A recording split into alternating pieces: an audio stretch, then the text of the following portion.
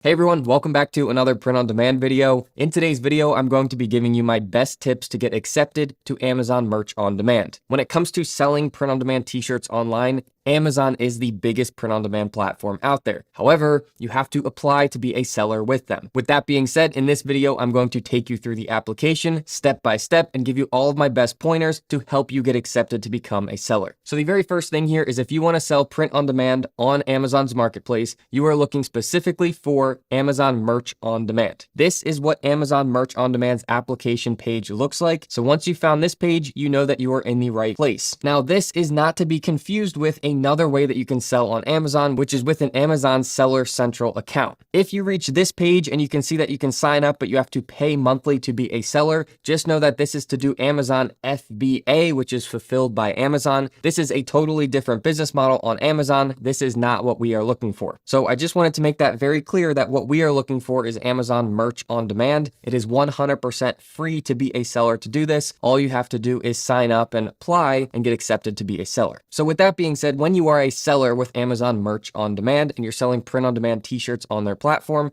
this is what it looks like. You can see that it has the little label right here that says Amazon Merch on Demand. That's how we know it's done with print on demand. And the seller has just uploaded this design to their Merch on Demand account and created this listing. And then whenever someone comes onto Amazon and finds this shirt and wants to purchase it, they can choose what type of shirt they want it printed on, in what color, and they just select their size here. And then they can add it right to their cart and purchase it from Amazon. Amazon will go pick out what color shirt the person ordered, what size they ordered it on, and they will print this exact design on it and ship it out to the customer and handle any customer service if anything comes up. For us as the seller here, we just get a split of the profit afterwards. So to show you a quick earnings potential here, this shirt is for sale for $17.95, and they've sold over 400 in the past month. If you look at this in US dollars, which is this first line right here, we switch this to $17.95. That is a profit of $3.38 per sale. And if we take that $3.38 times 400 in the past month, that's going to be $1,352 in profit per month. And if you do that on a yearly basis, it's going to be about $16,000 in pure profit. That is your split of the profit per year from a single design. Now that's just one design uploaded, and I will say that that is a good selling design, but the whole concept here is you want to get as many good designs uploaded to the platform, and Amazon's going to do everything else for you. So now that hopefully we're on the same page as to what Amazon Merch on Demand is, now let's get into the actual application. So this is the page that you're looking for to actually start the application. The way that you get here is merch.amazon.com, or you can just go to Google and search for Amazon Merch on Demand. Now once you get here, you can read about the program if you'd like to, but ultimately you want to find the sign up button and just click on it. Now it's going to have you sign into your Amazon account. Now this can be just your personal Amazon account. You don't have to have any designated business account or anything like that. And if you don't have an Amazon account yet, you can just click create your Amazon account. It only takes a couple seconds and you can create a free account. Now, once you click sign in here, it's going to bring you to their services agreement. So this is basically just their terms and conditions, just making sure that you are aware of what you are allowed to or not allowed to do on their platform. It's basically just saying that when you upload designs, you retain the rights to your designs. You're just selling them on their platform for royalties, and that it is non-exclusive so that you can also upload your designs to other print-on-demand websites and sell them there as well. And then most importantly, that you are not going to be infringing on other people's copyrights. This is something that I'll talk about a little bit later in this video. It comes back into play, but just know that this is just a technicality and they need you to accept the terms before you can continue.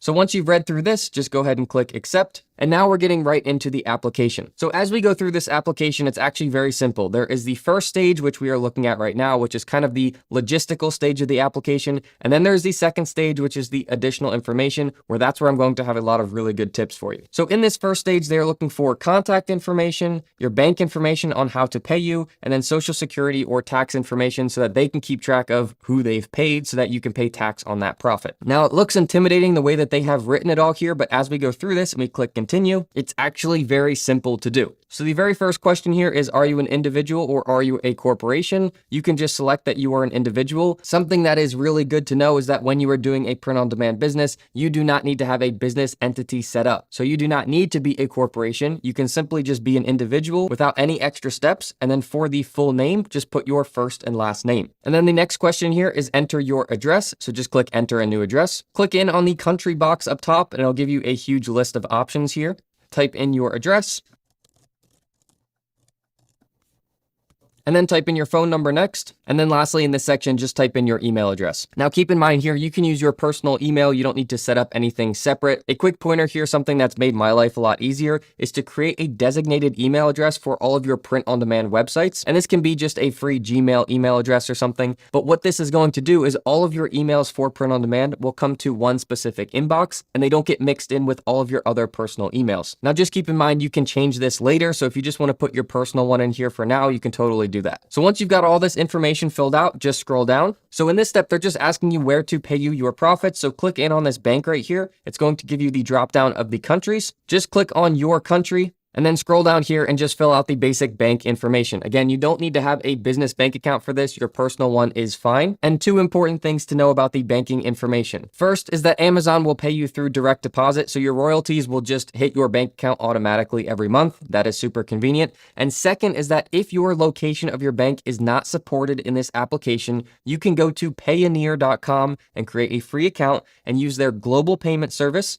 Specifically, you can select the US payment service. What this will allow you to do is have a US based bank account. So if you do need to do this, that is totally free to do on Payoneer, but then you can come through here and you can select United States as your bank location, and you can fill out all of the account information for your Payoneer bank. And then once you've added your bank information here, just keep scrolling down, and now we're on the tax information. In this tax information, they just want to make sure that they are keeping track of who they are paying this money to. As a print-on-demand seller, no, we do not need to have a business entity set up, but yes, you do need to pay tax on all the money that you earn. This is just like any other online business or even an in-person business. Now, something that's really important to clarify here is that paying tax on the money you make from print-on-demand is actually very easy. When you are doing your taxes each year, just look back to your bank account to see how much money you were paid from the print-on-demand websites in that year, and just total that up and add it to your taxes as other income. Now, this is how it's done in the United States. If you are outside of the United States, just know that you only have to pay your local taxes. You don't have to pay tax in the United States and then additionally pay tax locally. Now, I will say as a disclaimer, I'm not giving any legal advice. This is just how I understand that this process works, and I'm trying to help you out and save you the hassle. So with that being said, just in this tax information, just click complete tax information here. And very simply, it's just going to say, are you an individual or are you a business? As we talked about before, you can totally just be an individual here. Are you a United States citizen? Yes or no? And then it's just going to have you fill out your full name, your social security number, and then your address. Now, something to note here is that your social security number is going to be if you are a United States citizen and you are applying just as an individual. If you are applying as a business, you can use an employee identification number or an EIN. And then if you don't have either of those, you can use an individual taxpayer identification number. Whichever one of these three that you have access to, that's what you want to put for this application. And then another helpful thing is if you click on learn which TIN or tax identification number to select and where to find it, it will give you a drop down here and just explain exactly where you can find these numbers if you don't know off the top of your head where to find them. And then once you've got all of these filled out, just click save and preview. And this is simply just going to have you confirm that that information is accurate, and it's going to input that information on a W-9. Now, if you don't know what a W-9 is, don't be afraid. A W-9 is a very simple form that just says that you are a freelancer or a contractor,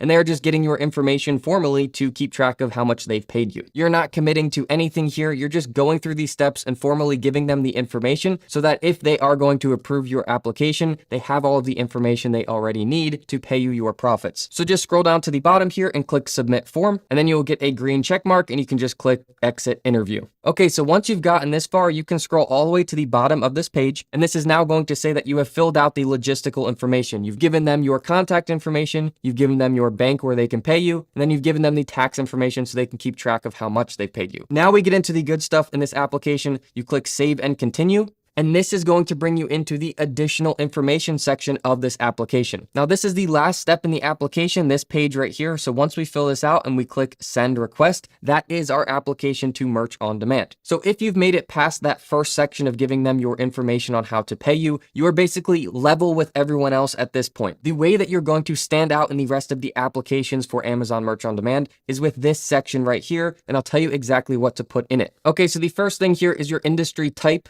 Just click on this drop down right here and it's going to give you a couple options here. What I suggest is called Novelty T-shirt Business. In the print on demand space, specifically on Amazon, you will find that myself and all of the other big print on demand sellers, they are labeled as Novelty T-shirt Business. So I recommend selecting this one. Just click on that. And then your next question is going to be your organization name. For here, you can just put your first and last name. So after this is the famous additional information section. This is where you have the opportunity to prove to the person who is reviewing your application that you are a legit print on demand seller and someone that they want on their platform. The very first thing to know about this additional information section is that you only have 512 characters. Now what that means is each letter, each space, each punctuation, so a period counts as a character. So you really can't write out paragraph after paragraph trying to sell yourself, so you have to be very concise here. Now to give you a real idea of how long this really is, this is an example of one short length sentence. That is 48 characters. So you can really only do this 10 times, and that's going to fill up your 500 characters. So getting back to this application here, the very first tip that I would give you is that if you are selling on any other platforms for print on demand, I would let them know that. This is going to tell them that you understand how print on demand works, and it's going to give them the idea that you know how to create designs. Even if you just started selling on them last week, it still gives them the idea that if they are comparing you compared to someone else who has never sold print on demand before,